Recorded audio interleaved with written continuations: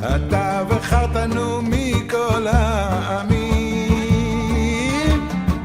אהבת אותנו ורצית בנו. אתה בחרתנו מכל העמים, אהבת אותנו ורצית בנו, ורוממתנו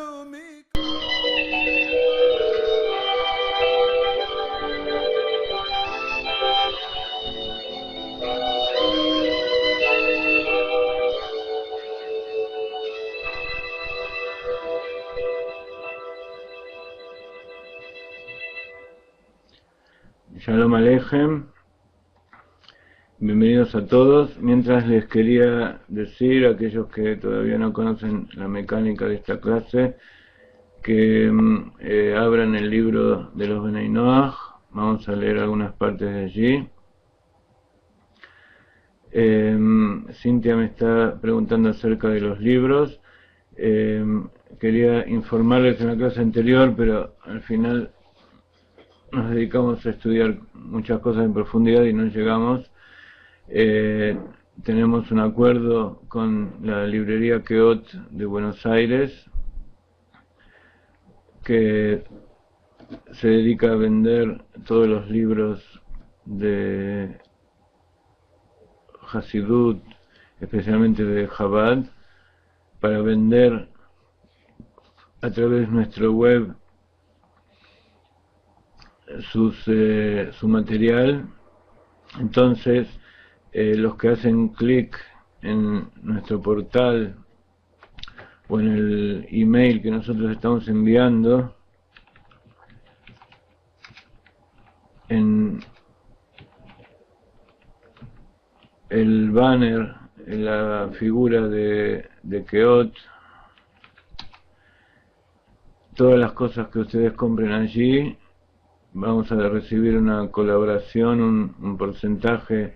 Entonces va a ser una manera más que ustedes tienen de, por un lado, beneficiarse de recibir todas esas cosas maravillosas que están en esos libros, y además de contribuir con nosotros, con Galeinai, con la dimensión interior, con nuestra tarea. Y además estamos cerrando un acuerdo para que ellos publiquen todos nuestros libros. Así que Bezrat Hashem, ustedes pueden hacer todas las compras a través de internet.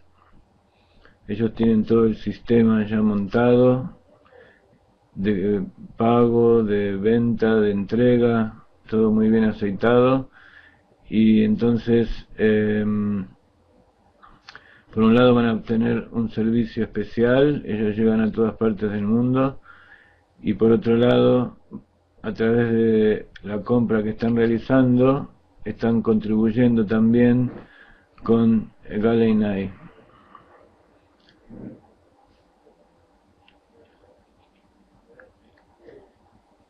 Entonces,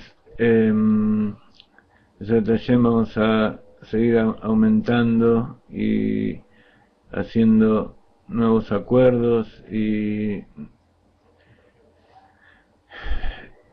nuevas actividades para que ustedes puedan beneficiarse de todo lo que es el verdadero estudio de la Torá, de la Kabbalah, el Hasidut, a través de sus verdaderas fuentes, y que esto sea difundido en con todas sus amistades, con toda la gente que ustedes conocen, con todos sus amigos, en todas las redes sociales. Y tienen que saber que para que ellos sepan que la compra viene a través nuestra, tienen que apretar, hacer clic en ese cuadradito que van a ver en la página de inicio. Los invito a ver ahora mismo. Sobre la parte derecha, bajando un poco la página, van a ver una foto que va cambiando, y si hacen clic allí los va a redirigir a la página de Keot en Argentina. Con ese simple acto, todo lo que ustedes compren allí, el precio va a ser el mismo, pero van a contribuir con un porcentaje de esa venta con nuestra institución. Así que va a ser en beneficio de todos, sobre todo de ustedes. Entonces, quiero saber si todos tienen el libro abierto. Les decía a los amigos que van llegando que en nuestra página de inicio tienen un link que los lleva a Keot, y allí van a poder comprar todas las cosas, y un porcentaje de lo que ustedes compren va a llegar a la dimensión interior, y con eso van a contribuir en gran medida, de una nueva forma, con toda nuestra tarea.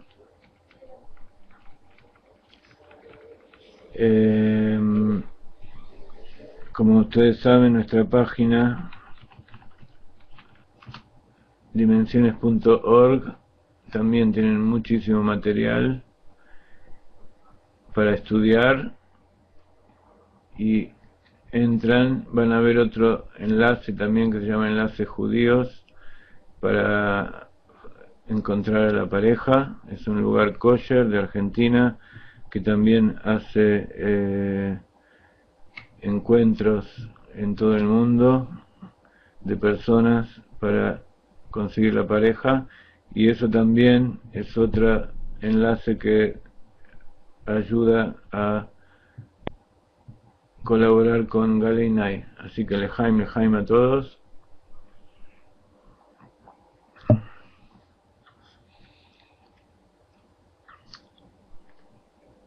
Lejaim para que haya bendición en todas las cosas que realicen, para que haya salud, para que venga Mashiach ahora, tanto en forma personal como en forma general, y que toda bendición que necesiten se realice de buena manera y con alegría. Y también la Tzedaká salva de la muerte. Ponemos nuestras monedas, y cuando ponemos nuestras monedas pensamos en todas aquellas personas también que necesitan refuah shlema, curación completa, y que también que vuelvan aquellos que se fueron. Lejaim, la Tzedaká salva de la muerte, grande es la Tzedaká que acerca la redención.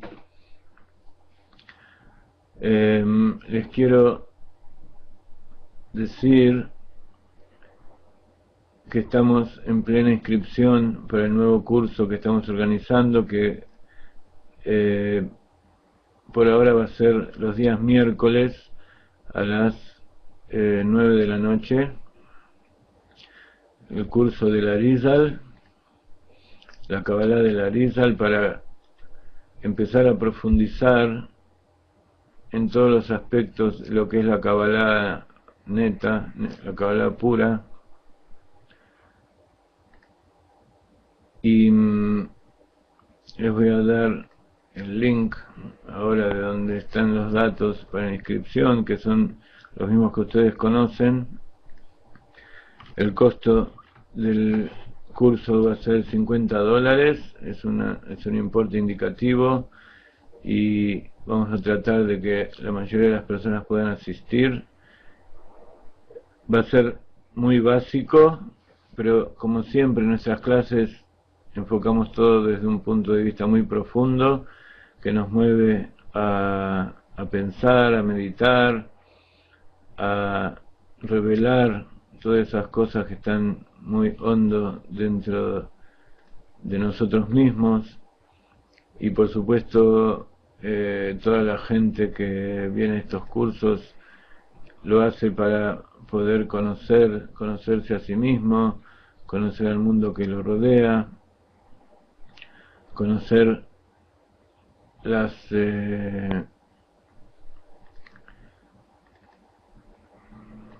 cosas ocultas de Akadosh Baruj Hu. Entonces,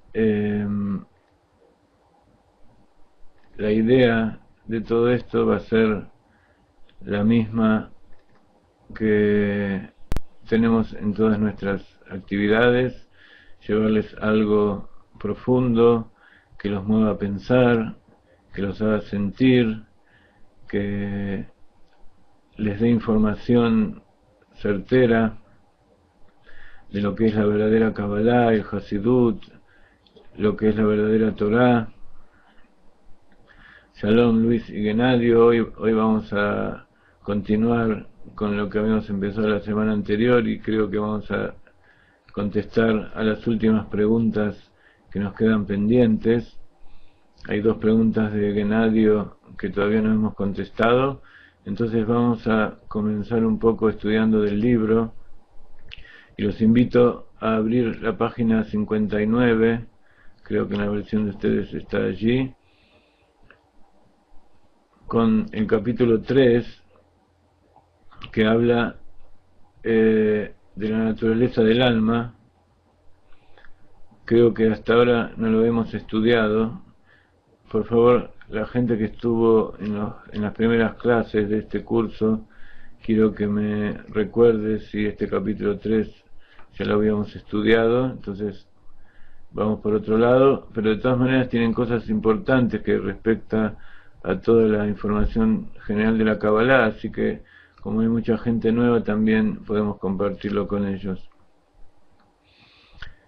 Entonces, aquellos que no tienen el libro de meditación electrónico, les pido que nos avisen y se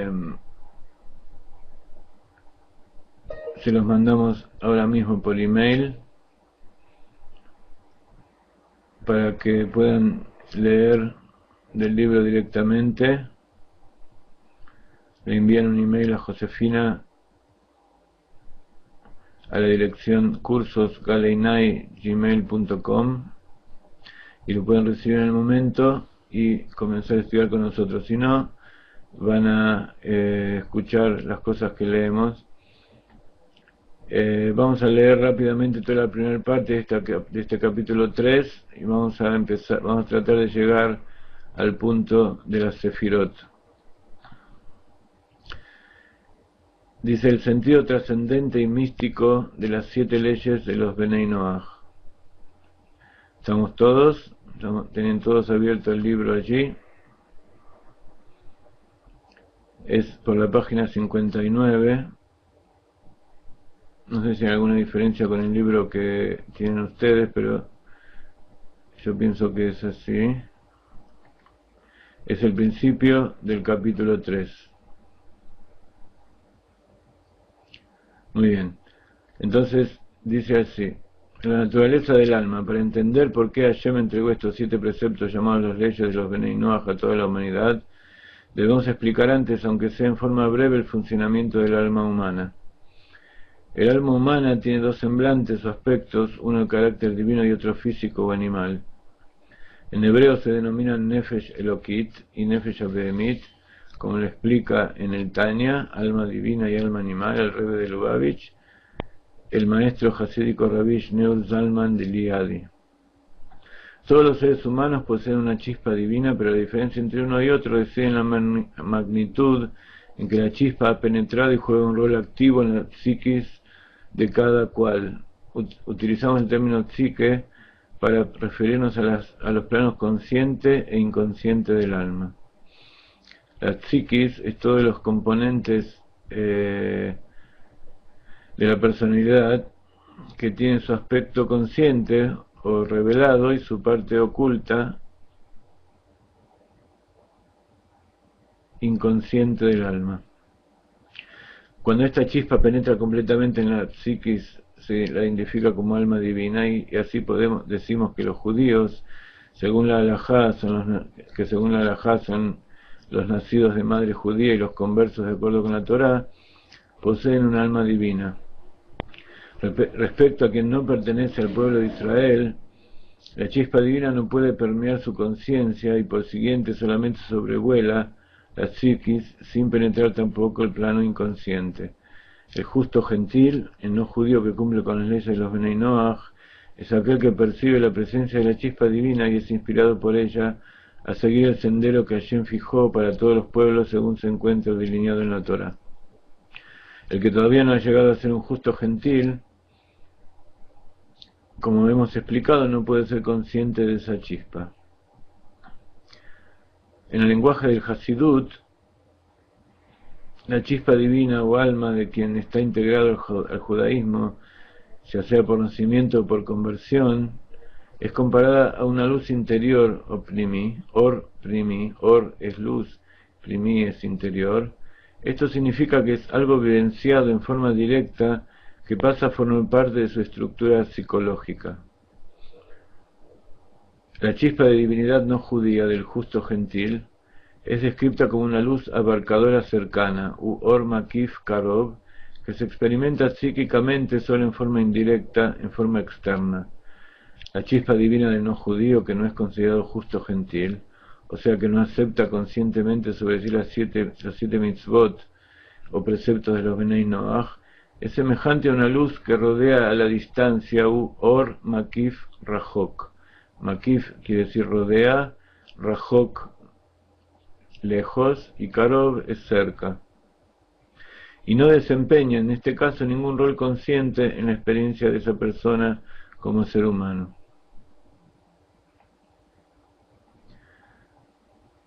Entonces acá podemos empezar a comprender la diferencia entre la estructura de los distintos seres humanos, la estructura psíquica de cada uno de los seres humanos y cuál es el motivo.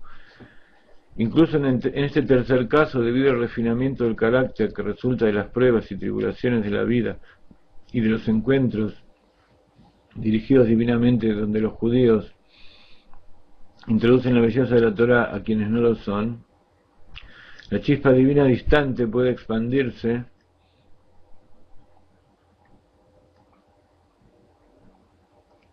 un segundito y acercarse cada vez más hasta que la persona desea convertirse al judaísmo. Esto es, tomar para sí el pacto del pueblo hebreo. Preceptos dirigidos a la enmienda y rectificación más alta, trayendo así la revelación de la divinidad en el mundo material. Si tomamos en cuenta este talento potencial innato en cada gentil, decimos que todos los no judíos también poseen una chispa divina. Por cierto, todas las creaciones de Hashem están siendo traídas a la existencia continuamente y literalmente alentadas, como estudiamos en el libro de Tanya, con el aliento de su boca, por medio de esa chispa. Pero por supuesto, solo el ser humano es capaz de convertirse en judío. Los tres niveles de influencia que esa chispa ejerce sobre nosotros como seres humanos están aludidos en el comienzo de la Torá. En el principio, Elohim creó los cielos y la tierra. En Kabbalah, los cielos simbolizan el alma y la tierra el cuerpo. La Torá continúa: y la tierra estaba caótica y vacía, Tohu Vabohu, y la oscuridad estaba sobre la faz del abismo, y el espíritu de Elohim sobrevolaba la faz de las aguas. Entonces el estado inicial de la tierra, representando el cuerpo junto con su alma animal, descrito con los tres adjetivos caótica, vacía y oscura, identificadas en la Kabbalah con las tres cáscaras impuras, corresponde al estado inicial del no judío cuando se aferra a lo terrenal, cuya chispa está distante de su psiquis, y el espíritu de Elohim sobrevuela la faz de las aguas. Se refiere al estado del justo gentil, cuya chispa divina se siente como sobrevolándole, que lo toca y no lo toca muy cerca de su psiquis.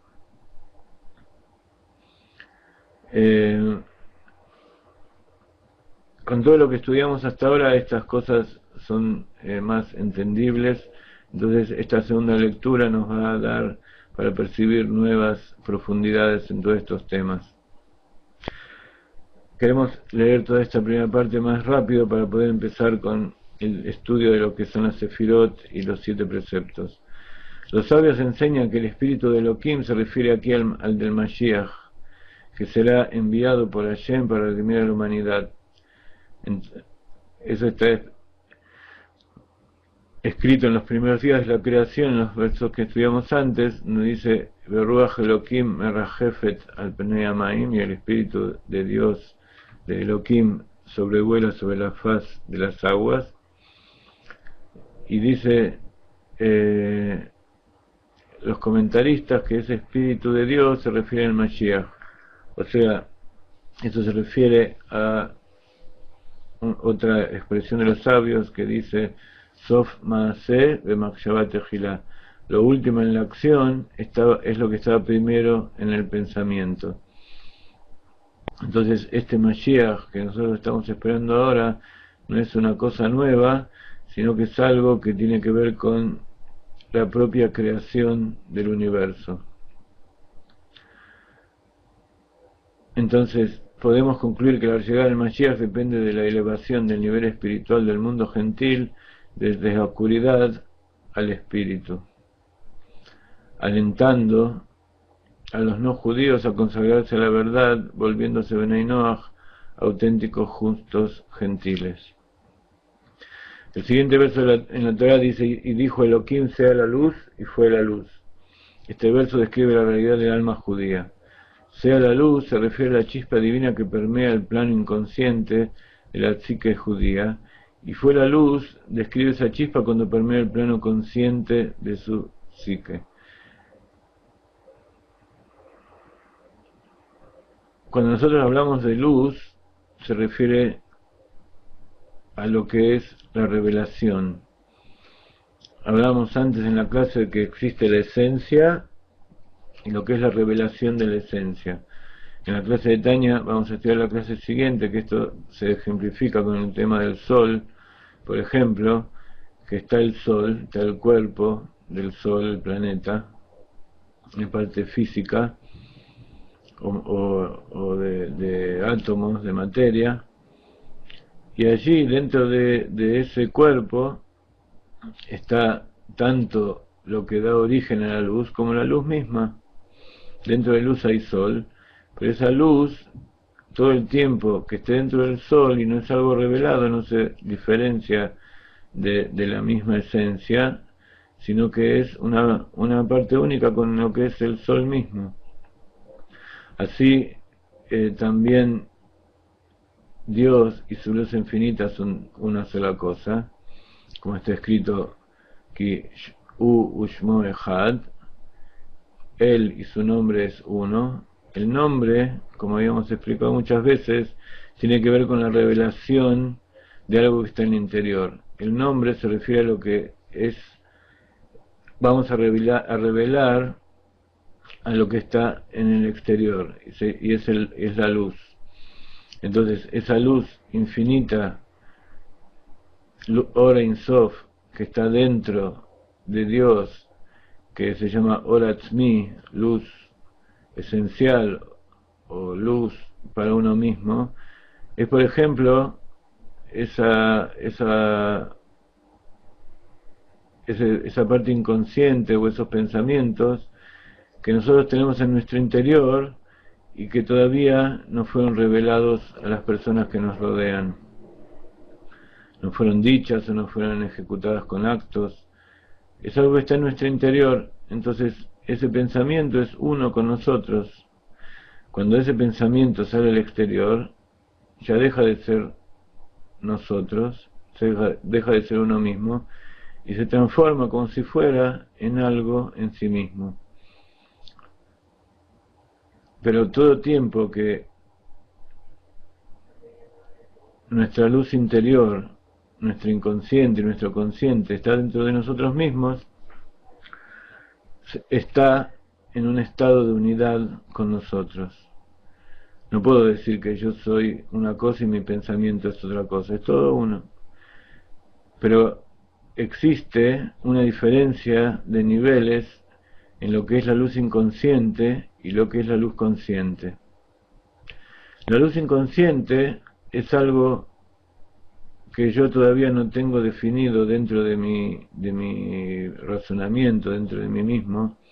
Sé que existe, sé que está ahí, lo intuyo, lo infiero, y están dentro de mí, que es tan oculta como mi propia esencia. Y para poder llegar a conocerla tengo que hurgar en mis acciones, en mi pensamiento, en mis sentimientos, y a través de eso puedo llegar a inferir qué es lo que está ahí oculto dentro de mí. Entonces esa sería la luz interior, la luz una que sería la luz de la psiquis, de mi personalidad, de mi ser, pero que todavía está allí en su interior y todavía ni siquiera tiene una intención de salir al exterior. Soy yo, eso es lo que está ahí. Una vez que está revelado en mi mente, entonces pasa a otro plano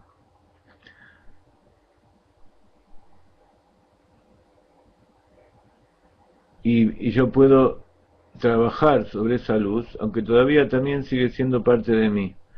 Pero de alguna manera puedo pensar acerca de esas cosas, puedo tener pensamientos que pueden ser razonados en forma objetiva, y en cierta medida ya siento una separación de ellos. Yo puedo decidir si ese es un pensamiento correcto o no es correcto, y puedo aceptarlo como algo mío, y si no quiero que sea algo mío lo desecho. Pero de todas maneras es algo que está dentro de mí. Cuando yo pienso que ese pensamiento es algo mío, surge la necesidad de que eso salga a la luz. ¿A qué se refiere la luz? Esa luz exterior que está fuera de mí.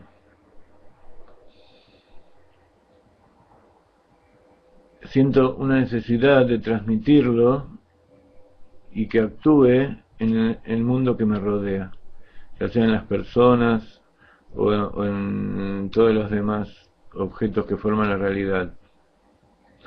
Entonces, esa luz interior que, por un lado, yo tengo cosas que no quiero revelar al mundo, tengo pensamientos íntimos que no tengo intención de que salgan afuera, está en un nivel todavía superior,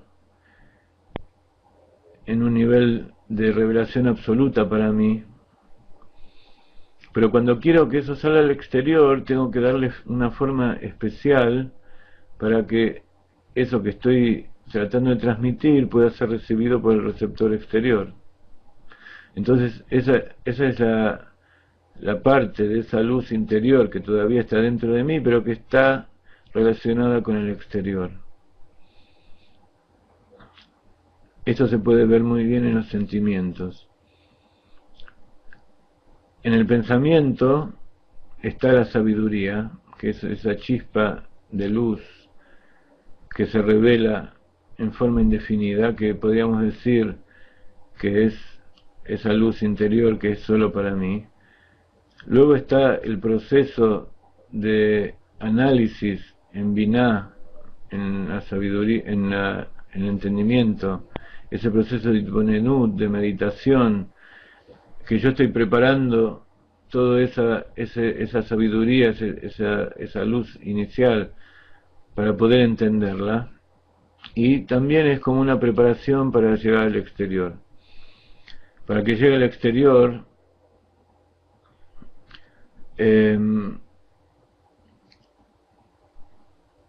tengo que hacerlo llegar a los sentimientos. Y hablamos en la clase anterior de lo que es el Da'at. El Da'at tiene una parte mental, por eso está dentro de las tres sefirot intelectuales, pero a su vez está dividido dentro de sí en dos partes de Gesed y Geburah, de bondad y rigor. Y eso le da una capacidad especial para transmitir para traducir eso que es un pensamiento intelectual en sentimientos. Por eso en el árbol de la vida, cuando vemos todas las sefirot, como vamos a ver a continuación en el libro, vamos a ver cómo los poderes de la mente están por encima de los poderes del corazón. Entonces, dentro de los poderes del corazón mismo, creo que el cuadro lo pueden ver en la página 66. Si bajan a la página 66 van a ver el árbol de la vida con la supraconciencia, que es Keter, las 3 facultades intelectuales y los 6 atributos emotivos o impulsos de comportamiento, y al final Malhut. Entonces ese Da'at da origen a derecha e izquierda, a Gesed y Geburah, y la unión de esos dos, de cómo yo voy a transmitir eso con bondad o con rigor, da Tiferet, que es la belleza, la interinclusión de esas 2 sefirot anteriores. Y estas tres atributos emotivos, Gesed, Geburah y Tiferet, todavía son sentimientos que yo tengo guardados dentro de mí. O sea que son sentimientos que yo siento y que todavía no tienen ninguna intención de ser revelados al exterior. Son 3 sentimientos que yo utilizo para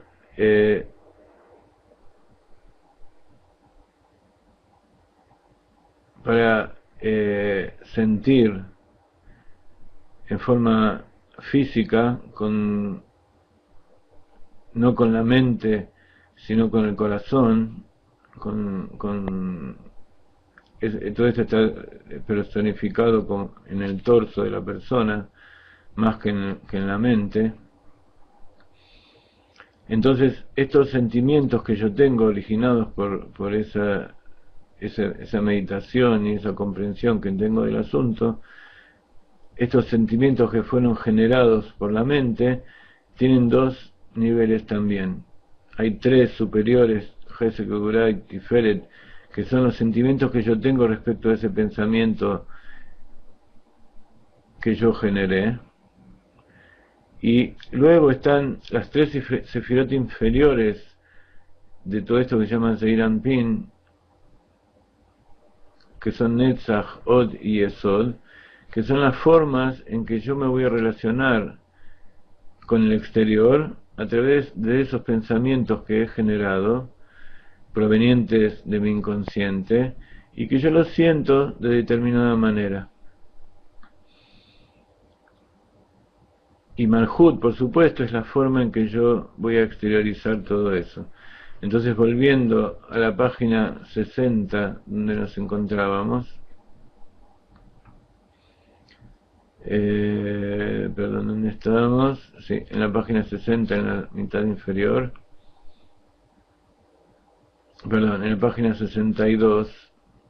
Estábamos en la página 62, en el principio donde decíamos, y dijo Elohim sea la luz, y fue la luz.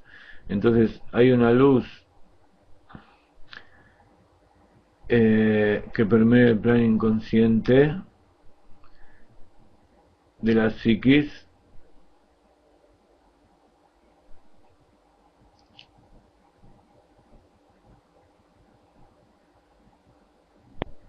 que es lo que hablamos recién, que es la corona, y cuando dice fue la luz, se hizo la luz, describe esa chispa que permea el plano consciente de la psiquis. Entonces, a eso se refiere, por supuesto, chispa tiene que ver con luz, y como toda luz es algo exterior relativamente a la fuente que lo originó. Entonces, si volvemos al ejemplo anterior del sol, tenemos que dentro del sol está toda esa luz, está la luz interior, la energía tremenda que hay allí en forma potencial, y está esa luz que va subiendo a las capas exteriores del cuerpo del sol, que son los que están preparándose para salir. Una vez que esa luz salió del Sol, ya no forma parte del Sol. Tuvo su origen allí, pero ya no forma más parte del Sol. Y por eso lo que nosotros vemos aquí desde el planeta Tierra y lo llamamos Sol, en realidad no es el Sol, sino que es la luz que viajó 150 millones de kilómetros y llegan hasta nuestros sentidos.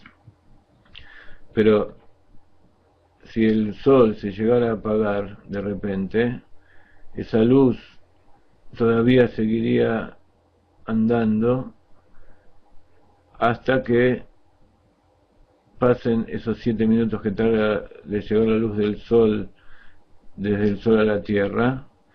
Entonces nosotros todavía veríamos al Sol durante 7 minutos, pero en realidad lo que estamos viendo no es nada más que luz. Entonces así pasa con la persona y la luz de la chispa divina. Existe una chispa divina que está en el interior y que entonces por eso nosotros la podemos considerar como parte de nosotros mismos, de nuestra esencia. Y está la luz que nos rodea, que de acuerdo a cómo penetró dentro de nuestra personalidad, nuestro inconsciente, nuestro consciente, entonces nos puede influir más o menos. Cuando nosotros hablamos de psiquis, tenemos que hablar de los que son los recipientes. Si decimos que la luz penetra en nuestra personalidad, en nuestro ser, quiere decir que nosotros somos un recipiente y la luz es esa luz que llena los recipientes. Entonces nuestro ser, así como todo recipiente, le está dando forma y está limitando a esa luz que va a entrar. Y de acuerdo con que el recipiente sea más o menos refinado, va a dejar entrar o no dejar la luz, y va a dejar o no entrar determinada cantidad, mayor o menor cantidad de luz. Y a eso se refiere entonces lo que es esa chispa divina que está dentro de la personalidad del judío, y que en el no judío todavía se mantiene en forma exterior, y de acuerdo al recipiente de cada uno va a estar más o menos cerca de el cuerpo mismo nuestro. Entonces vemos cómo hay dos procesos opuestos, como decíamos en la clase anterior, que tienen que ver con gen. Noach matzah gen beinei Hashem. Noach encontró gracia a los ojos de Dios, y Noach y gen se escriben igual, pero cada una con la letra invertida. Noach se escribe nun het y gen se escribe het nun. Entonces vamos a ver si la podemos escribir aquí en hebreo. Gen y Noach, ven ustedes como hay una simetría, hay una relación inversa entre uno y otro, y se refiere justamente a esa simetría, a esa inversión que se refiere a los planos espirituales y a los planos materiales.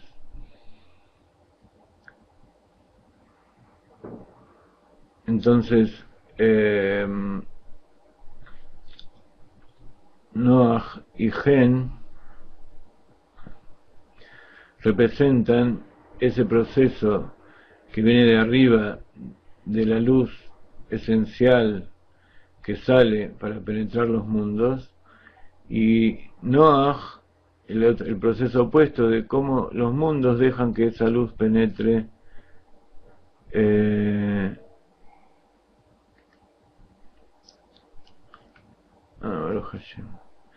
entonces cómo esos recipientes dejan que esa luz penetre, esos mundos inferiores dejan como esa luz penetre.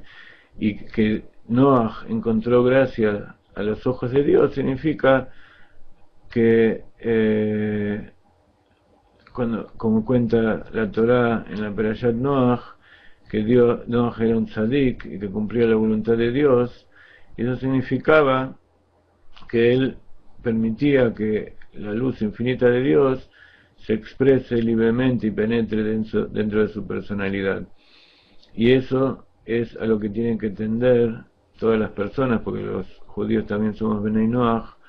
Todas las personas tenemos que tender a eso, a dejar que la luz infinita de Dios penetre dentro de nosotros, hacerla consciente y producir acciones en concordancia.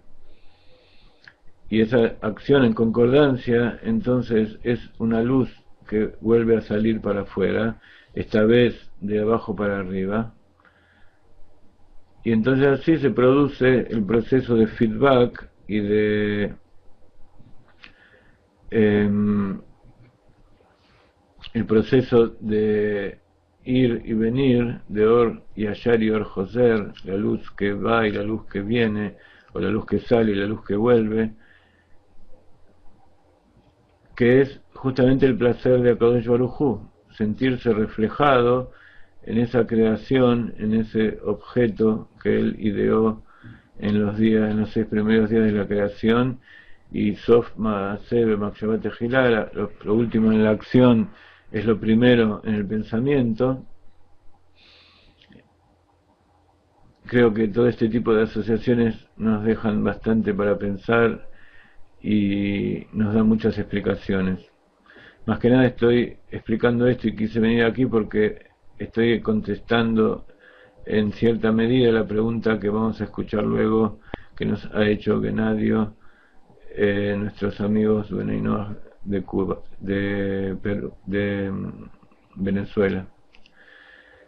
Entonces, Abraham fue la primera persona que integró esa chispa. Volvemos a la página 62 del libro. Esa chispa como una parte esencial e indiferenciada de su psique, tanto consciente como inconscientemente. Y eso significa que eso fue lo que transformó a Abraham, que era nada más que un Ben Noach, en el primer judío, el primer hebreo, ese que atravesó y pasó de un lado al otro. Con su luz interior pudo alumbrar todo su entorno. En las palabras del profeta, Abraham comenzó a radiar luz. Esto hizo que Abraham fuera el primer judío. El nivel en que la chispa divina está presente en la psiquis tiene una profunda influencia sobre la naturaleza del alma animal de la persona. Tengamos en cuenta que el alma animal se divide a su vez en 2 facetas diferentes, una intelectual llamada Nefesh Sichlit y una emocional que es Nefesh Abehemit o alma animal, que tiene que ver más que nada con los sentimientos y el comportamiento. El alma animal del judío está relativamente más refinada debido a la presencia interior del alma divina. Su aspecto intelectual está estructurado de una manera peculiar de pensar y razonar, capaz de comprender conceptos abstractos y sutiles. De este don nace el hecho de que los judíos sean creativos y originales en muchas áreas seculares. En la conciencia rectificada del pueblo del libro, las pasiones están dirigidas a objetos permitidos por la ley de la Torá. Exactamente, Caleb, cuando dentro de la persona se despierta esa chispa, o sea, esa persona descubre nuevas facetas de su interior y se conecta con niveles más elevados de su personalidad, entonces evidentemente eso se refleja exteriormente en su comportamiento. Entonces aquí vemos otra característica especial de cómo una persona que no es judía puede entender en qué nivel se encuentra. Si su comportamiento, por más que haya pruebas y haya muchas dificultades, si su interés y su voluntad tiende a revelar las cosas permitidas, a hacer cosas buenas que tienen que ver con la voluntad de Dios, con la Torá, entonces esa chispa está muy cercana y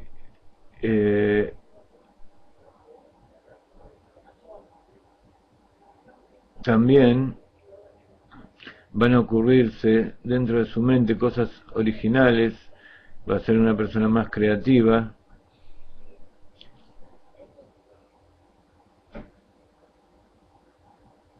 porque ese proceso, toda esa revelación interior, lo va a poner por encima de las paradojas.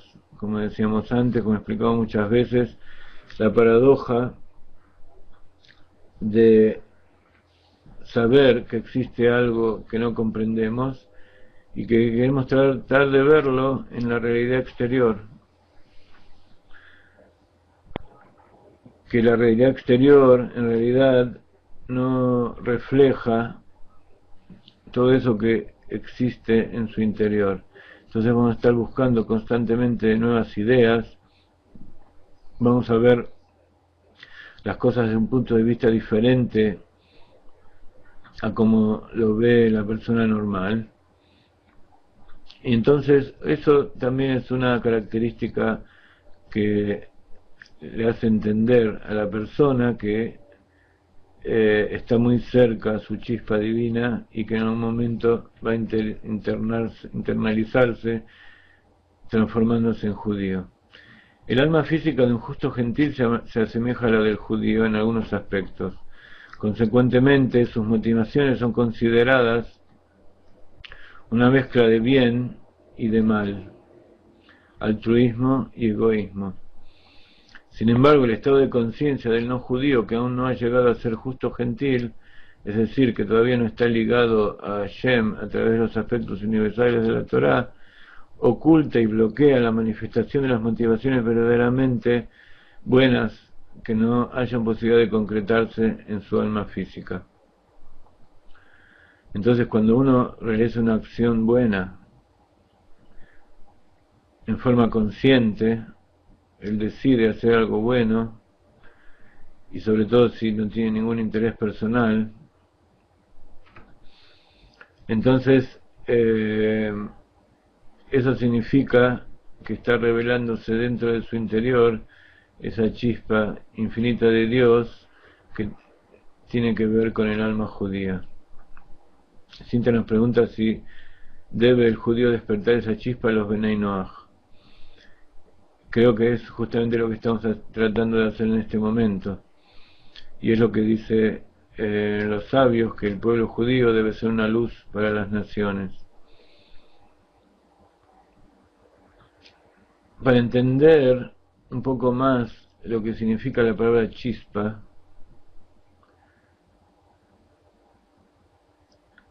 tenemos que entender lo que es una chispa y lo que es la luz. Habíamos dicho antes que existe el cuerpo del sol que elimina luz. Vamos a verlo con otro ejemplo, como es una antorcha. Una antorcha tiene dos aspectos. Tiene una mecha y un material que se consume, que está ardiendo. Y está la luz que se desprende.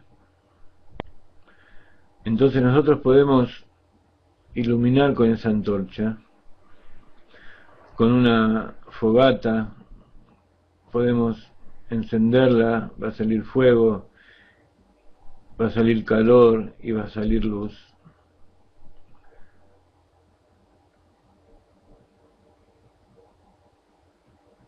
Y de esa chispa, de esa fogata o de esa antorcha, además de luz, van a salir chispas.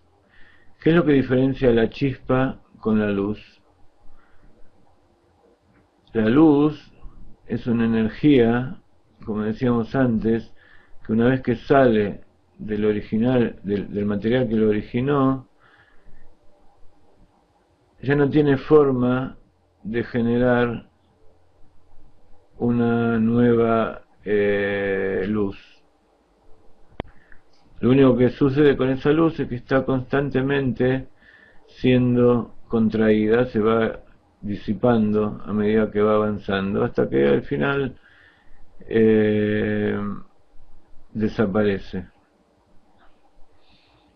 con la distancia. Tiene una característica que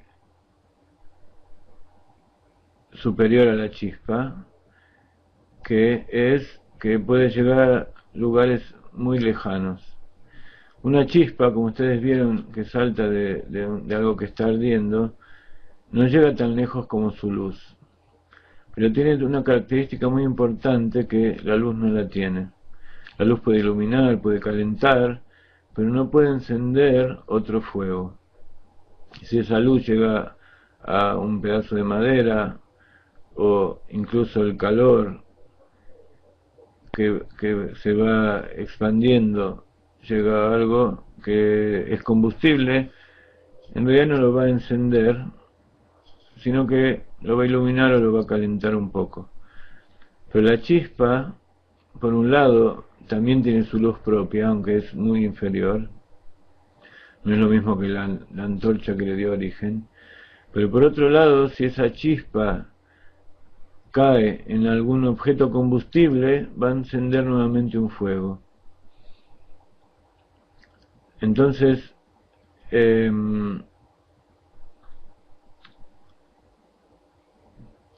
¿eso por qué sucede? Porque dentro de la chispa hay parte de ese material que está ardiendo y se separó de su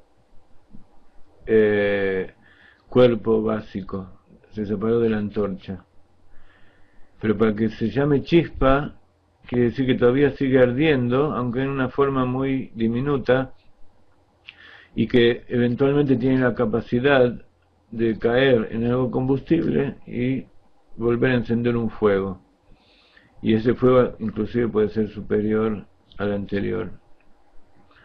Si ustedes meditan en este tipo de pensamientos, vuelvo a repetir como siempre, esto se llama meditar, eso se llama meditación judía. Tomar ideas de la Torá, tomar parábolas correctas que nos traen los sabios para definir cosas espirituales que nosotros no conocemos, y a través de eso inferir qué es eso que está oculto. Por eso es importante estudiar la Kabbalah de una fuente correcta, donde no se utilicen parábolas que en vez de ayudarnos a conectarnos con la idea original, nos están separando. Y es importante escucharlo en el lugar correcto. Por eso está escrito Rabot Makshavot Belev Ish. Hay muchos pensamientos en el corazón del hombre. Dvar Hashem Itkayem, pero la palabra de Dios es la que va a quedar, la que va a estar firme. A nosotros se nos pueden ocurrir millones de ideas, pero nunca vamos a saber si esa idea es correcta.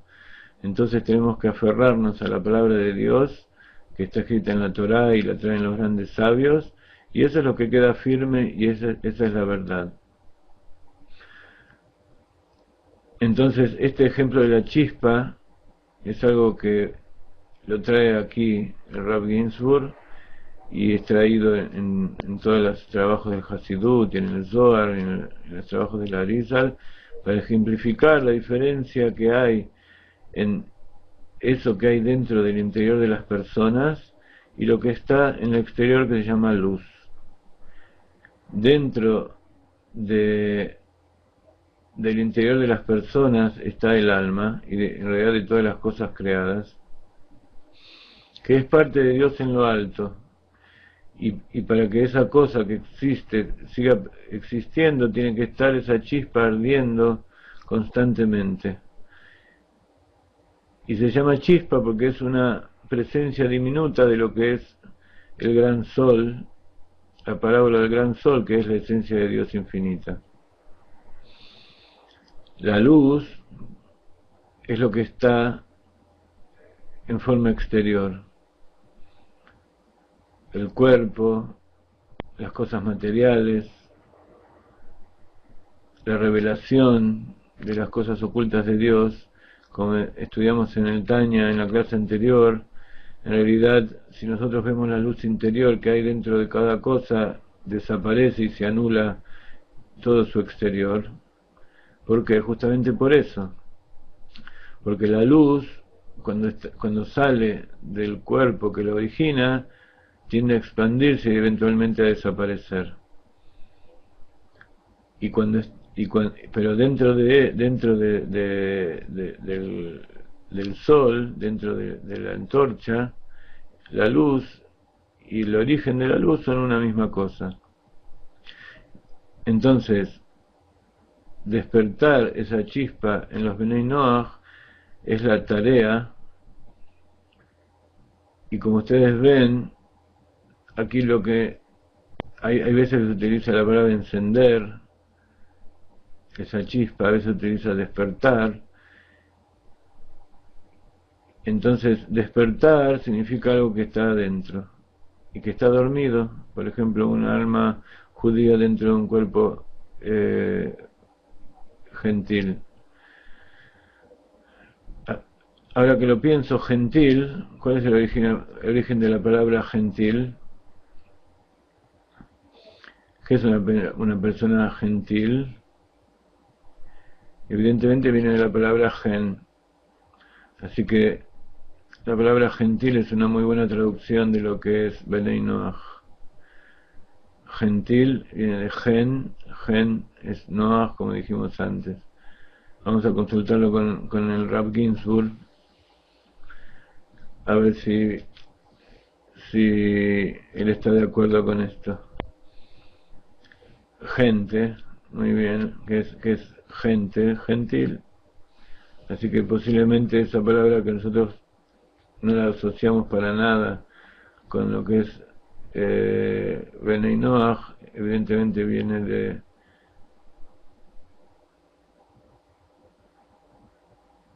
de gentil.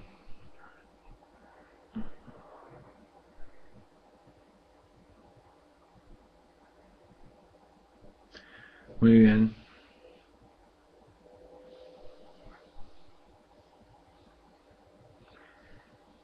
Y gen, ustedes también saben lo que significa, los genes que hay dentro de cada una de las personas.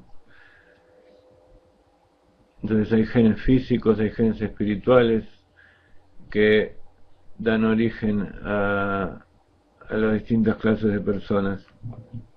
Entonces decíamos que cuando uno trata de despertar la chispa es algo que está dentro de sí. Entonces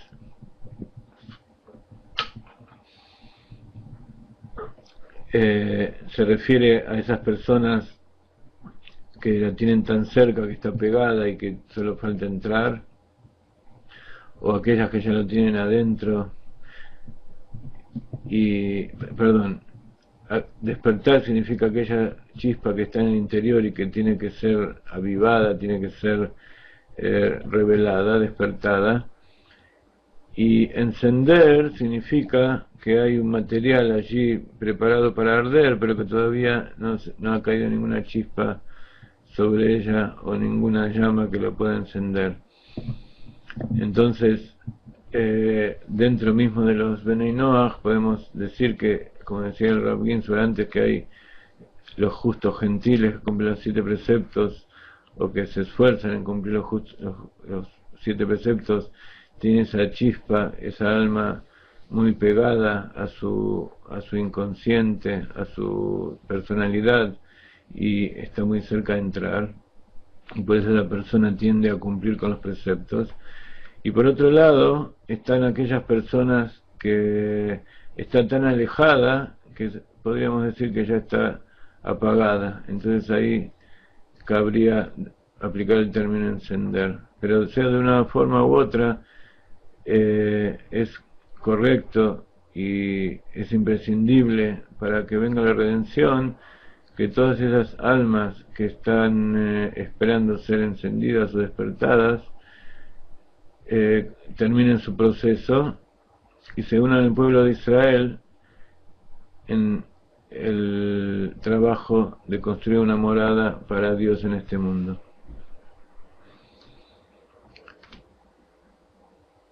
Entonces, cuando el alma divina se revela en el judío, siente un amor incondicional hacia todas las creaciones de Hashem. Entonces, esa es una de las características del judío, que tiene amor por todas las cosas, porque comprende cabalmente que en todo hay una chispa del Creador, con la diferencia citada antes entre los seres humanos y las demás criaturas. La persona amará el bien que hay en el mundo y rechazará el mal que oculta y pervierte y corrompa ese bien intrínseco. Por eso incluso vemos que hay muchas personas que, como aman a todas las criaturas, a veces dedican todo su amor a los animales, o incluso dedican su amor a personas que no lo merecen, porque es algo interior dentro de ellos amar a todas las personas, a todas las criaturas de Hashem. Pero la verdadera revelación de esa chispa judía tiene que ver con esto que dice al final de este párrafo que estamos leyendo: la persona amará el bien que hay en el mundo y rechazará el mal que oculte y pervierta y corrompa ese bien intrínseco. Cualquier gentil que lo anhele puede. La respuesta es sí. ¿Por qué? Porque desde el momento que la persona está anhelando conectarse verdaderamente con Dios, significa que esa chispa de divinidad está muy cerca de él. Entonces se encuentra en esa posición que dice Rav Ginsburg, que esa chispa está muy cerca y eventualmente va a entrar dentro del cuerpo y se va a transformar en judío. Pero todo esto que estamos haciendo ahora es justamente para explicar de qué se trata ese anhelo, explicar de qué se trata el judaísmo. Hay muchas personas que critican la difusión del judaísmo porque está escrito en la Torá que cada uno tiene que leer las cosas que le corresponden y que no es bueno estudiar judaísmo con los gentiles.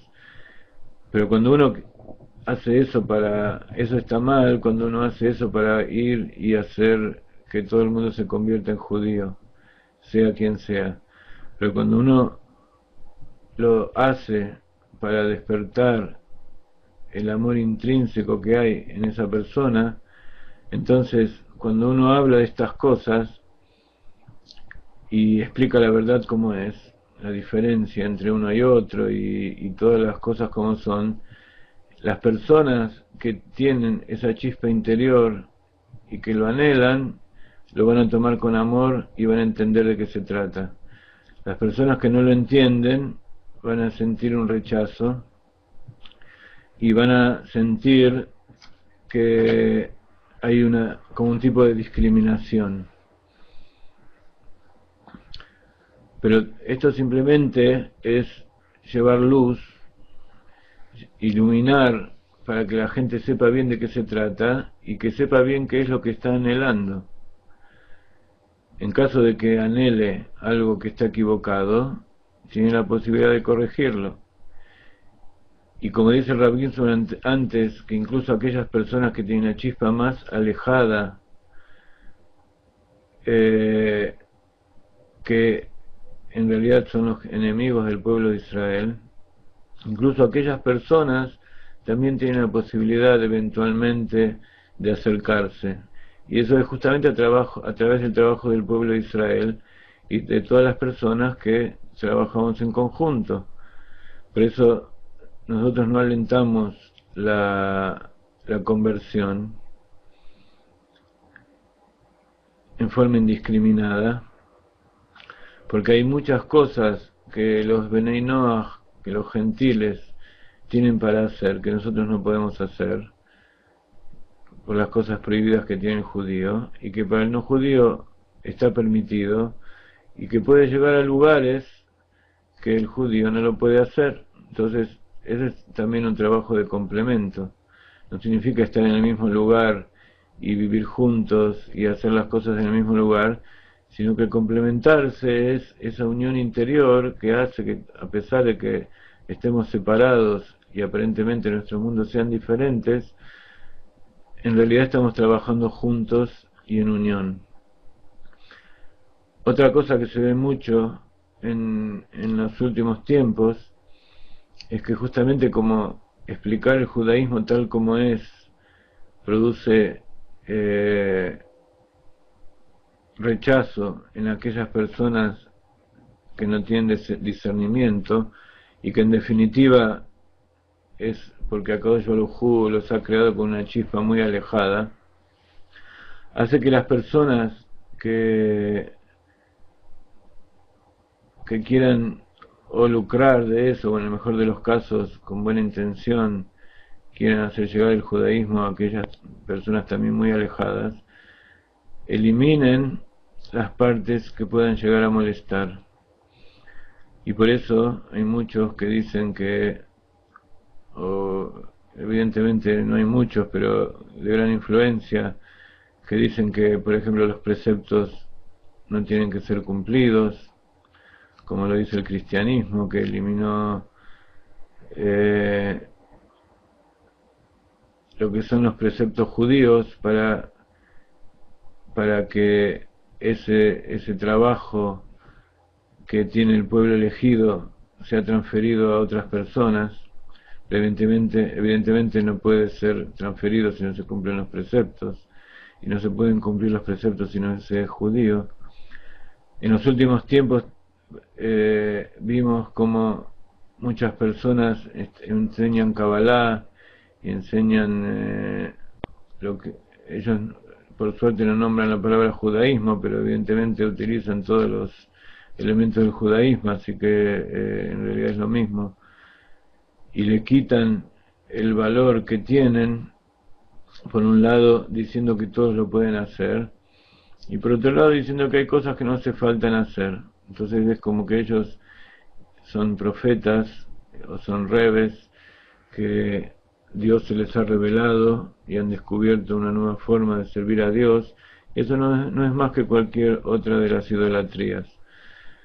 Entonces esa es la idea de llevar la luz al mundo. A pesar de que la luz no es la esencia misma, sin embargo la luz, cuando se la ve de cerca, es lo más parecido a lo que hay en el interior. Y cuando la persona lo observa, ve una luz, instintivamente trata de acercarse a esa luz. ¿Por qué? Porque quiere acercarse al objeto que origina esa luz, quiere saber de dónde proviene. Entonces, el hecho de llevar luz al mundo tiene que ser, por un lado, una forma lo más pura y precisa que refleje exactamente qué es lo que hay, qué es lo que se les está ofreciendo, y por otro lado tiene que ser lo más fuerte posible para que llegue a los rincones más alejados del mundo. Vamos a leer un poco más y luego vamos a pasar a la pregunta de Genadio, que creo que cada vez queda más contestada. El alma y las 10 sefirot. Estudiamos en Kabbalah que Hashem creó el mundo a través de 10 sefirot, esto es 10 emanaciones de energía divina que permean y se manifiestan en cada aspecto de la creación, incluyendo por supuesto el alma humana, que fue creada a imagen y semejanza. Tanto el alma física como el alma divina se manifiestan a través de ellas, y ambas cuentan con una estructura completa de 10 componentes que, como se describe en la Kabbalah, se dividen en 3 facultades intelectuales y 7 atributos emocionales y de comportamiento.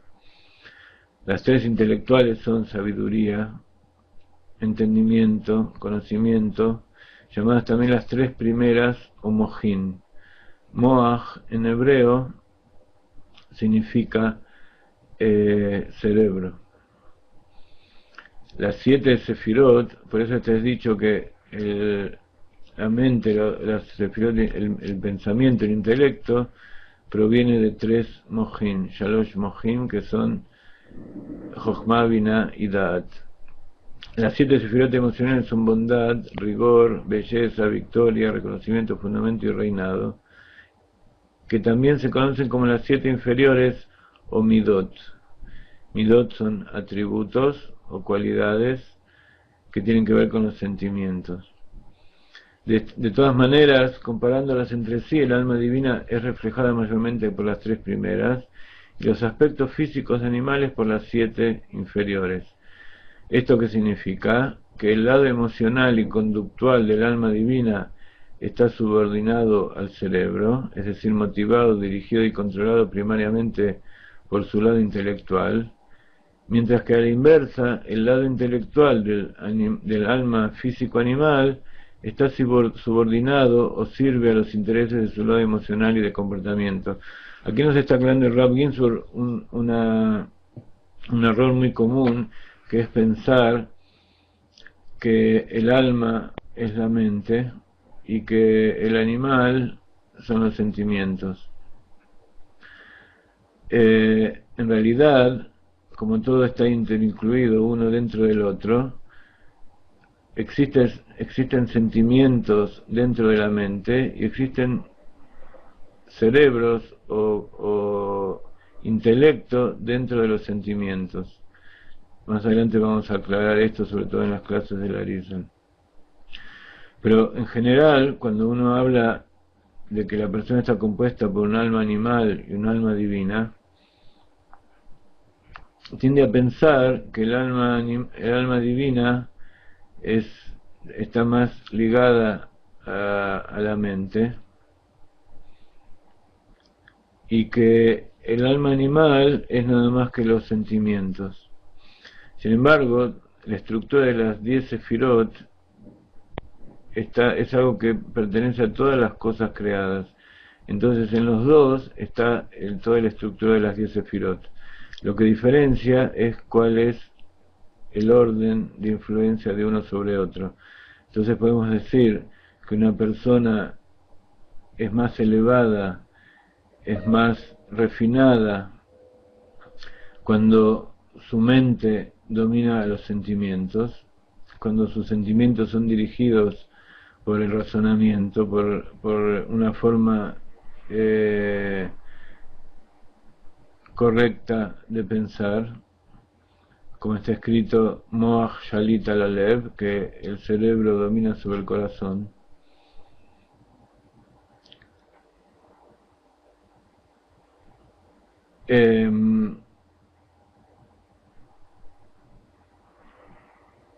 En cambio, cuando vemos una persona que es muy emocional, vemos que sus sentimientos, su corazón, está dominando sobre su cerebro, y que no es que no piensa, sino que en realidad está utilizando su pensamiento, su razonamiento, para justificar sus sentimientos. Entonces,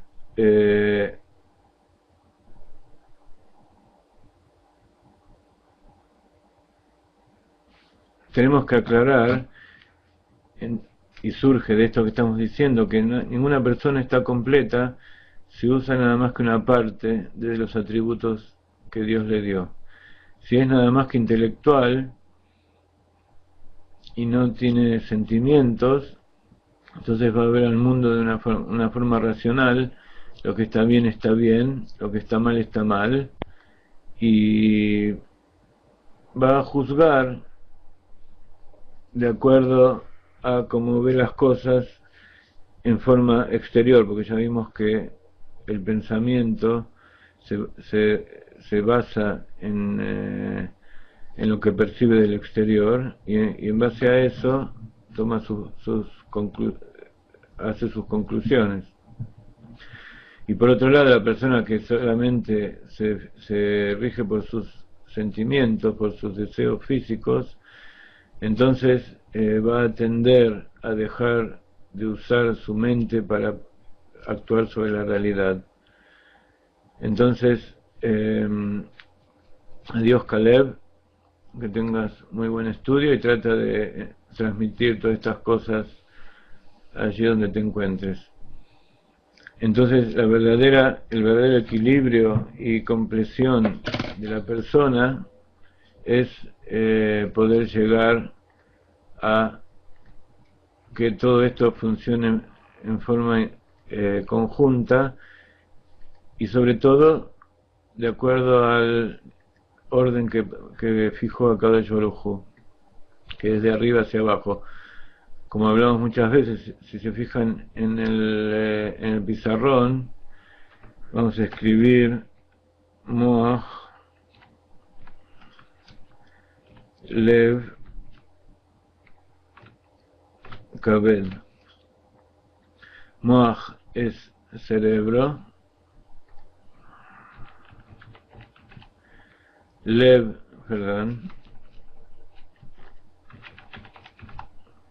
Lev es corazón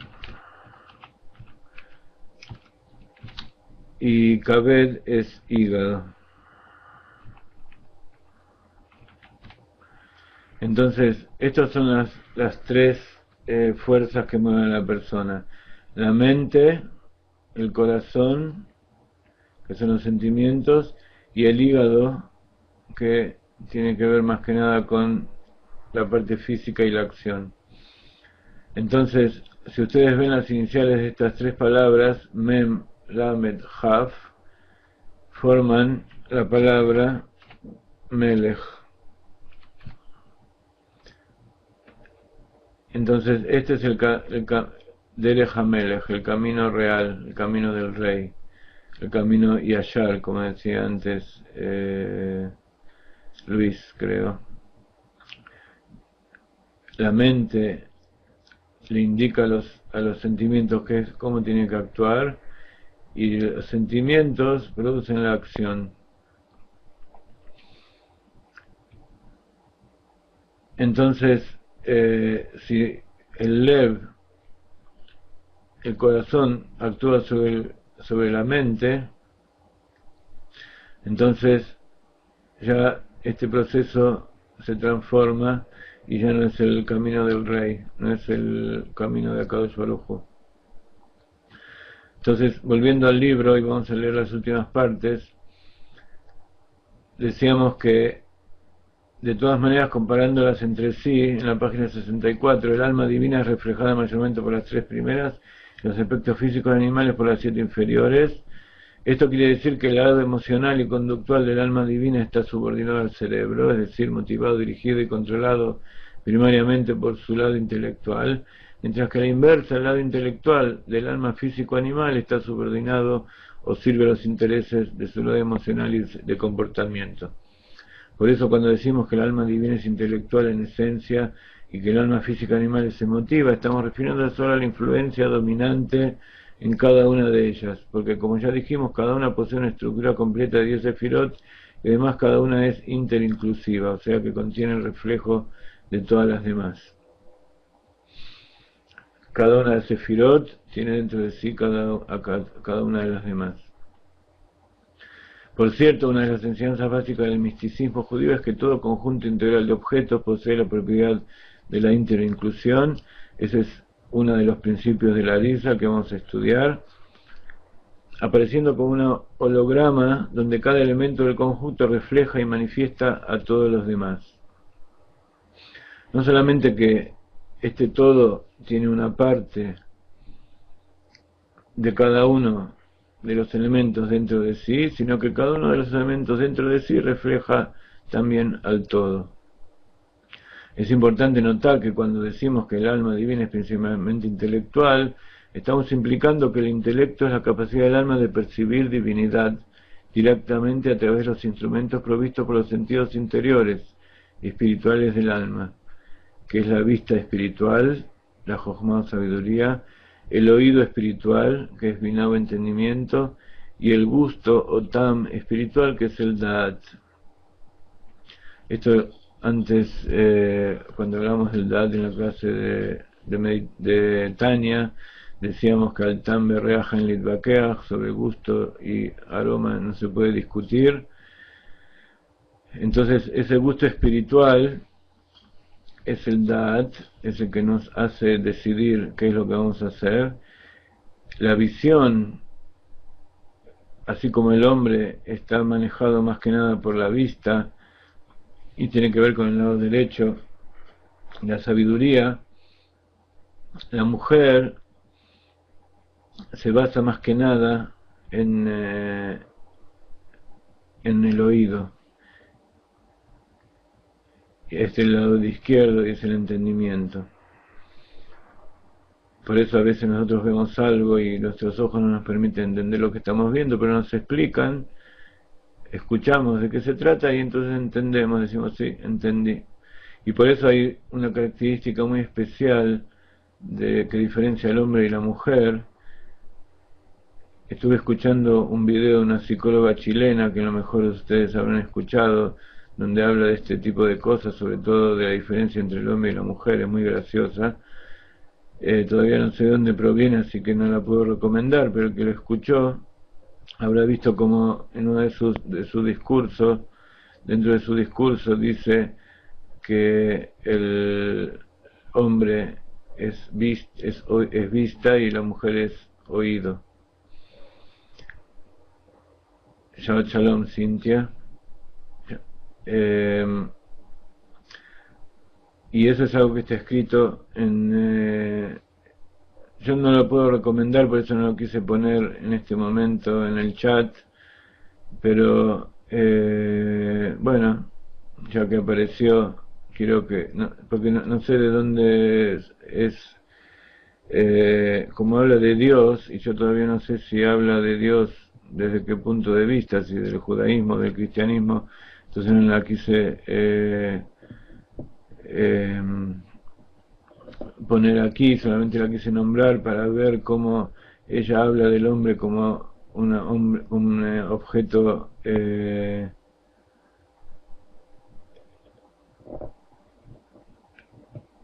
como un ser que necesita ver, y la mujer como alguien que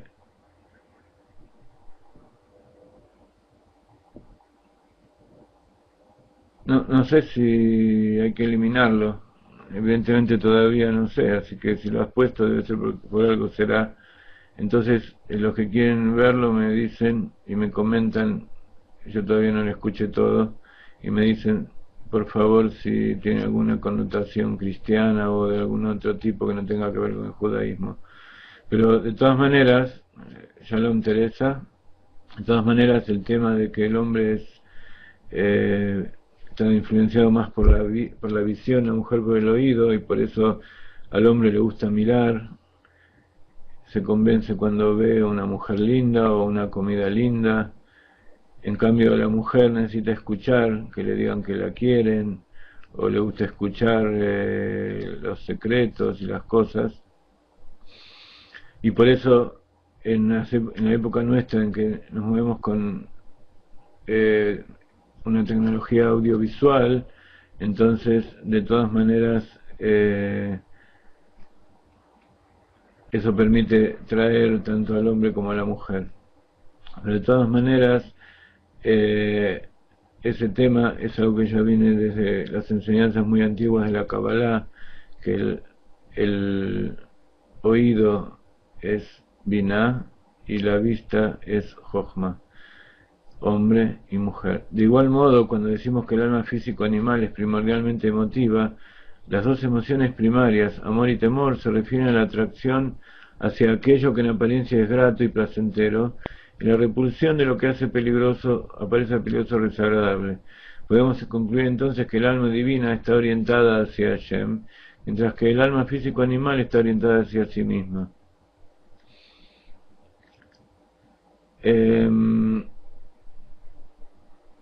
Los invito a terminar de leer todo este capítulo y háganme acordar que llegamos hasta la página 65 y vamos a continuar de aquí en adelante la clase siguiente. Ahora quiero poner el video de la pregunta o de la primera pregunta de Genadio y vamos a tratar de utilizar el mismo sistema de la vez anterior de hacerles ver. Rabino, hay otra pregunta que inquieta al grupo, y es respecto a las clases que estamos tomando, que dice que el judío recibe la luz directa, y nosotros los Bnei Noach recibimos la luz indirecta. Nosotros quisiéramos saber más explícitamente en qué forma es que se recibe esa luz indirecta y externa, que se explaye un poquito más en la explicación, por favor. Muy bien, ha sido Genadio, y si yo no me equivoco, con todo esto que estuvimos estudiando, de alguna manera se contestó. ¿Estás todavía allí? Escuchando, quiero que me digas, creo que estaba con Luis, quiero que me digas, Luis, Genadio, si la explicación que dimos recién sobre esa chispa interior y exterior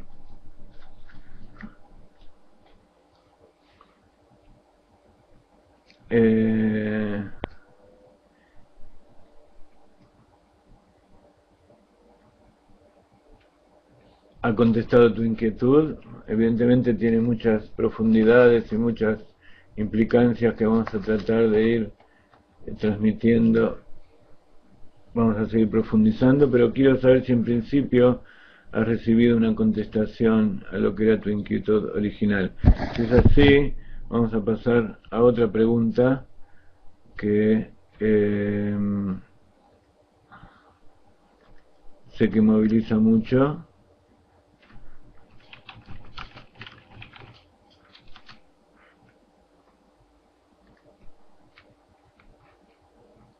Muy bien, me alegra mucho.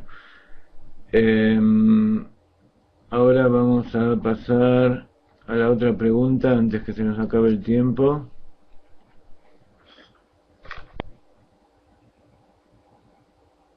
Y aquí está. Un segundito.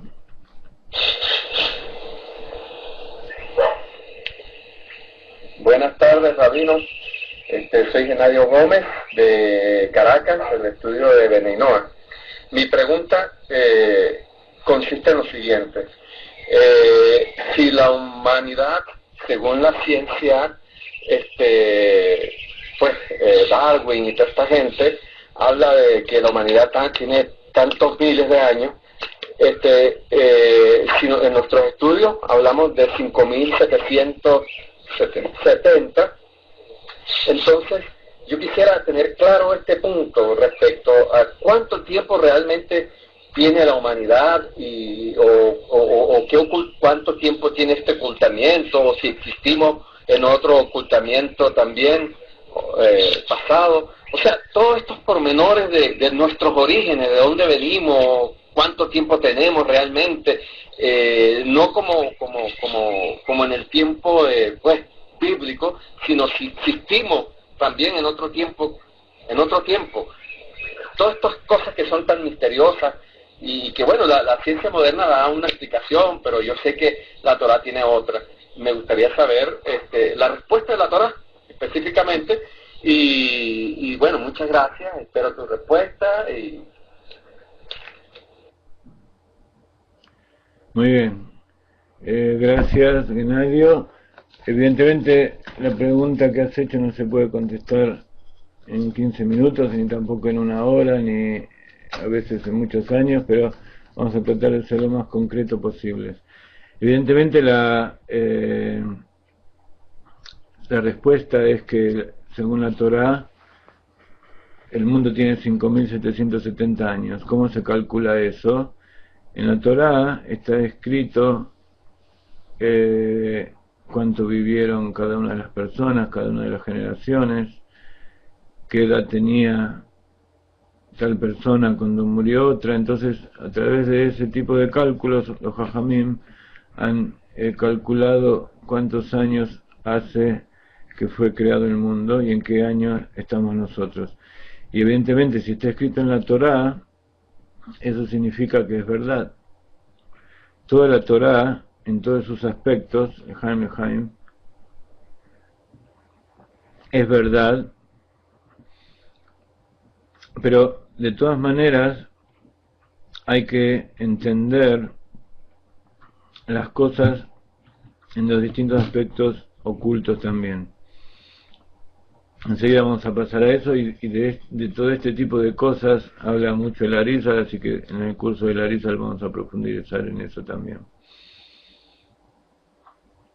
Respecto a la ciencia se basa en calcular la edad del universo, la edad de la evolución, de todas las cosas, como dijimos en la clase anterior, desde el Big Bang, y surgieron muchas ideas.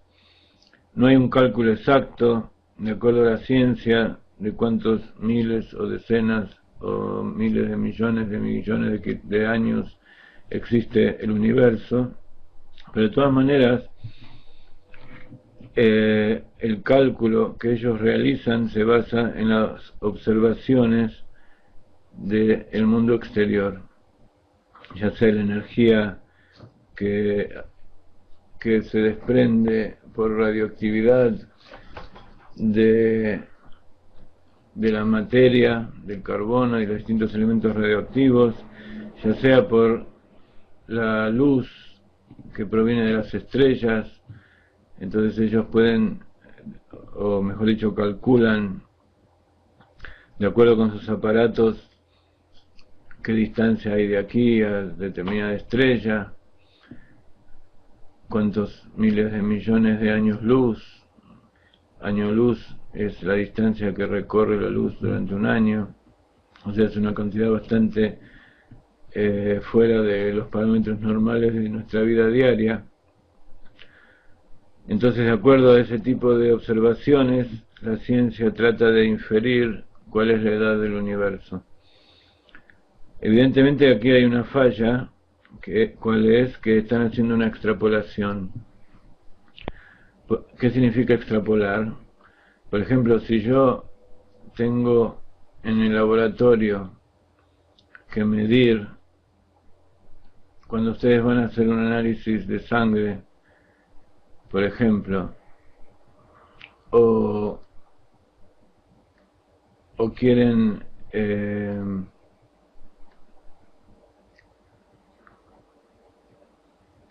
conocer la cantidad de determinada droga que hay en un remedio, o los hidratos de carbono que hay en un alimento, ¿cómo se realiza ese proceso? Se hace a través de aparatos que miden en forma indirecta lo que hay allí en su interior. Entonces se producen, por ejemplo, reacciones químicas para medir la glucosa. Entonces se mezcla la glucosa con reactivos que hacen que ese líquido te tome color. Entonces, cuanto más color tiene esa solución, significa que más glucosa hay en su interior.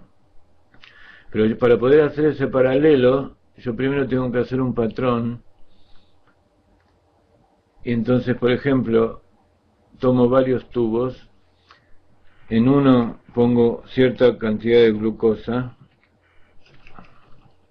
que yo conozco cuál es su concentración. En la sangre hay un promedio de 100 miligramos por centilitro. Entonces, si yo quiero medir desde 300 hasta 1000 gramos, entonces pongo un tubo que tiene 0, que aquí estaría el 0. Después pongo otro tubo que tiene, por ejemplo, 50 miligramos, otro que tiene 100, otro que tiene 200, y así hasta la medida que quiero llegar, así hasta 1000. Entonces, mido, van a aparecer en cada tubo diferentes colores, y de acuerdo, entonces mido con un aparato la intensidad del color. Entonces acá hay, por ejemplo, una intensidad de 1. Entonces acá hay una intensidad de 2, acá hay una intensidad de 3, 4, 5, 6. Esto es lo que se llama un gráfico para extrapolar. Entonces, si hago las mediciones, voy a tener que aquí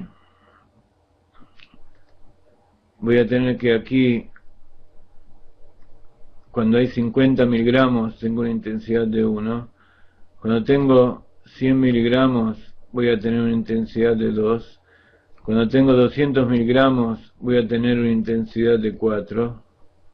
Eso cuando es una línea recta, cuando es una relación directa. A veces la relación de concentración no es en forma rectilínea, pero siempre se encuentran ecuaciones para poder extrapolar. Acá lo hicimos de forma recta para que resulte más sencillo de entender. Entonces, con esto yo puedo hacer una recta más o menos exacta en promedio. Entonces, luego voy a tomar todas las muestras que yo quiero analizar y cada una me va a dar distintas intensidades de luz.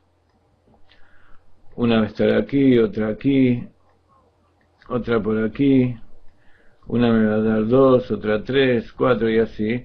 Entonces yo por extrapolación voy a ir a la recta arriba. Por ejemplo, este que me dio 2, yo tomo mi recta y lo extrapolo. Acá está medio torcido, pero evidentemente si de acá me dio 2, la concentración que va a tener esa muestra es de 100 gramos. Estoy haciendo el camino inverso. Si la intensidad me dio 4, entonces esto me va a dar 200 y evidentemente la calidad del análisis me lo va a dar la perfección con que yo voy a hacer todas las mediciones. Entonces, cuando nosotros queremos medir algo, siempre tenemos que medirlo dentro del rango de las cosas que nosotros conocemos. Entonces yo hice una curva desde 0 hasta 1000, hice una curva desde 0 hasta 1000 gramos, entonces todas las muestras que estén dentro de ese rango de medida me van a dar bien. ¿Qué pasa si yo tengo una muestra donde hay 2000 gramos? Yo puedo llegar a extender esa curva hasta donde quiera. Puedo hacer esa curva infinita. Entonces, yo tengo esta concentración aquí, tengo una concentración, una intensidad de luz en el tubo que me dio, por ejemplo, 30, pero mi curva que yo conozco estaba hasta 10. Entonces, si yo hago esta extrapolación a la prolongación de la curva que yo realicé, entonces voy a obtener, voy para allá, ustedes están viendo cómo funciona, voy para allí y voy a tener una concentración de glucosa por allá arriba, que yo voy a saber que es más elevado, pero nunca voy a saber con exactitud si eso que está allí arriba es exactamente la concentración. ¿Por qué? Porque yo conozco que hay una relación directa entre este rango de intensidad y este rango de concentración de glucosa. Por afuera de lo que yo medí, yo no sé lo que sucede. Puede ser que después sea tan concentrado que una medición de una concentración de 5 gramos o una concentración de 10 gramos, o sea 5000 miligramos o 10.000 miligramos o lo que sea para arriba, me dé una concentración tan grande que para el aparato de medida no haya diferencia. Entonces ahí ya no voy a tener sensibilidad en la medición. Cuando nosotros queremos medir el tiempo, por ejemplo, en que se desintegra el carbono 14, que es uno de los métodos que se utilizan para medir la antigüedad de los objetos. Entonces, el conocimiento que hay de la degradación del carbono 14, digamos que es de los últimos 100 años. ¿Cómo se desintegraba el carbono 14 antes de esos 100 años? Yo puedo decir que durante 100, sobre 200 años anteriores, 300 años, la naturaleza más o menos se mantuvo igual. Pero antes, cuando la ciencia no estaba tan avanzada, yo no puedo saber si en aquella época eso seguía igual. Y más todavía. La medición del carbono 14 se basa en que las plantas y los animales absorben el carbono que hay en la atmósfera, que tiene una cierta cantidad de concentración de carbono radioactivo. El carbono tiene un número atómico 12, y cuando es 14 es radioactivo, o sea, tiene más neutrones de lo que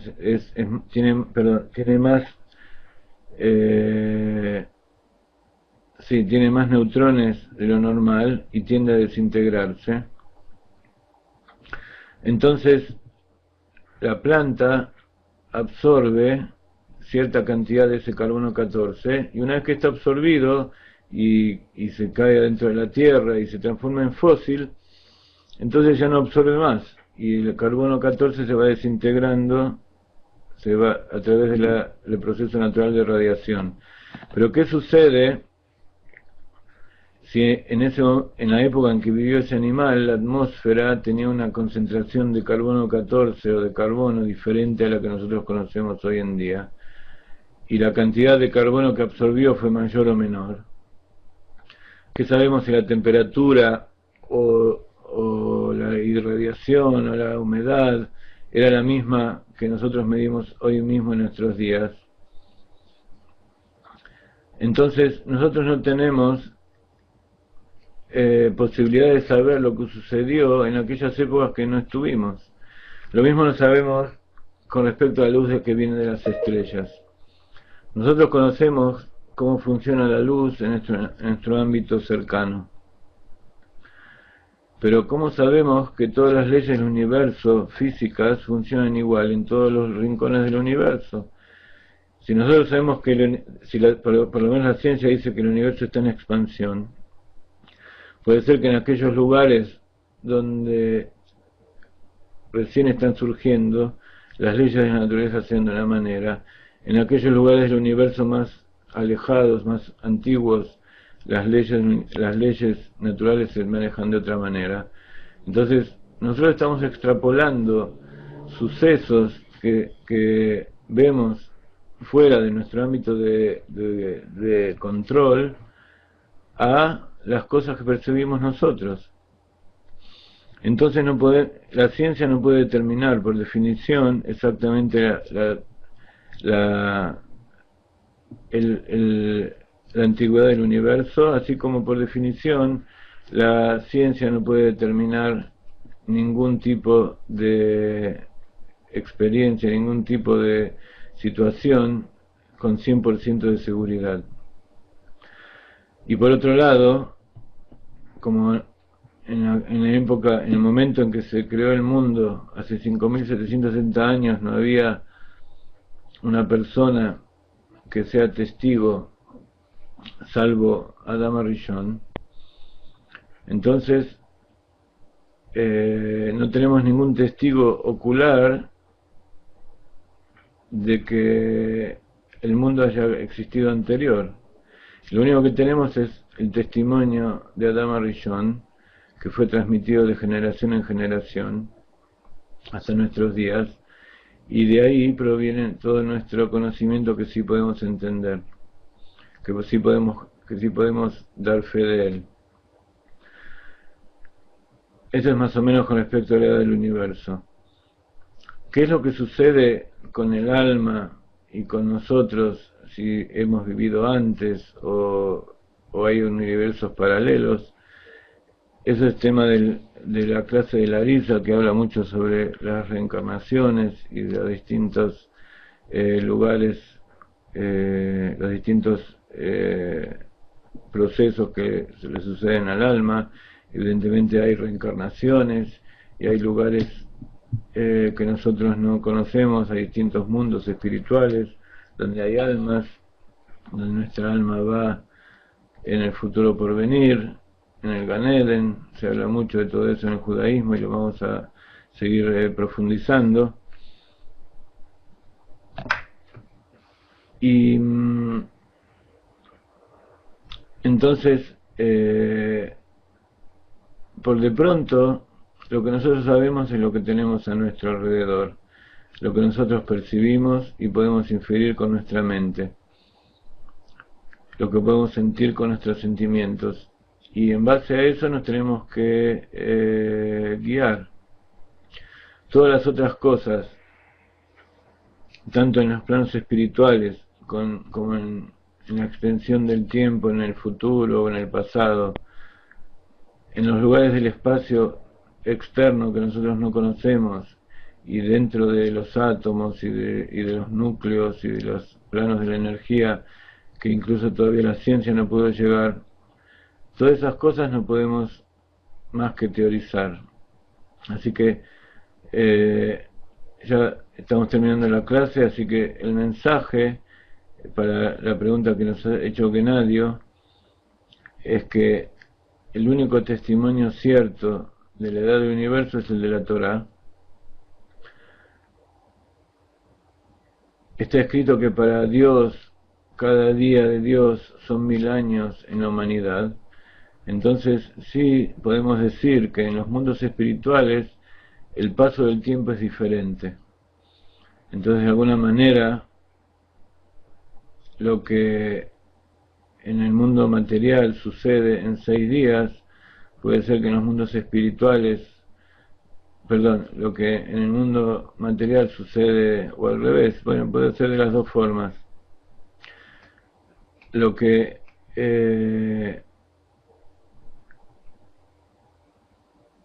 en forma natural sucedería en 1000 años en los mundos espirituales, en el tiempo del mundo espiritual podría ser que eso dure un día o un instante, y efectivamente en la conciencia de Dios el tiempo no existe, todo es ahora y todo es uno. Entonces puede ser que como el tiempo no es igual en cada uno de los mundos, lo que normalmente debería durar miles de años, Dios lo creó en un día de la creación o con una expresión de su boca. Evidentemente, para que se forme un animal o un hombre o una piedra a partir de una explosión inicial del Big Bang, de acuerdo con la naturaleza, si en general es posible que suceda algo así, evidentemente no es muy posible, pero si fuera posible demoraría miles de millones de años. Así que esa es la conclusión de la ciencia, pero extrapolar a esos niveles es imposible.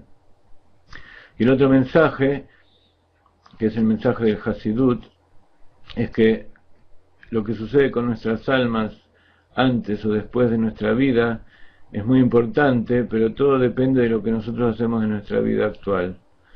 Todo lo que sucedió y todo lo que va a suceder depende de lo que nosotros realizamos ahora, en este instante, en este segundo que estamos viviendo, en esta vida que Dios nos dio para vivir en este mundo material. Así que es importante concentrarse en realizar en esta vida buenas acciones, realizar lo mejor, y cuando nosotros tenemos la buena intención, entonces HaKadosh Baruj Hu nos ayuda para que se cumpla en un 100%. Entonces los dejo por ahora, les deseo a todos un Shabbat Shalom, y nos encontramos el domingo. Acuérdense que este sábado y domingo comienza el mes de Tamuz. Entren al web, estudien lo que es el mes de Tamuz, todas las cosas que van a suceder, y estudien mucho Hasidut en honor día Gimel Tammuz, que es el día, el aniversario de la desaparición física del Rebbe de Lubavitch, que es el 3 de Tammuz, el día martes. Shalom, shalom, Shabbat shalom, bendiciones para todos, Lejaim, Lejaim. Espero que todo este trabajo haya sido para bendición y para utilidad de todos ustedes.